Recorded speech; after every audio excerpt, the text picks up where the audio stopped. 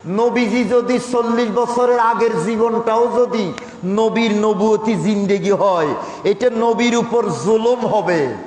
এ কথা বলা মানে নবীর প্রতি ভক্তি নয়, মোহাব্বত নয়, সম্মান নয়, নবীর প্রতি জুলুম।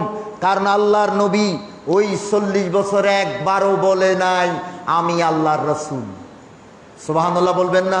ইমাম বাইদাবি বলতেছেন লাম ইয়াকুন মুতাআব্বিদান ক্বাবলা নবুওয়াতি বিশরিন। আল্লাহর নবী 40 বছরের আগে কোন শরীয়তই মানতেন না। সুবহানাল্লাহ বলবেন না? এই দুই ভাগে ভাগ ওদের ভিতর। আল্লামা তাফসীরে হাক্কির মধ্যে লিখতেছেন কান আলা দীনে কওমিহি ক্বাবলা নবুওয়াত।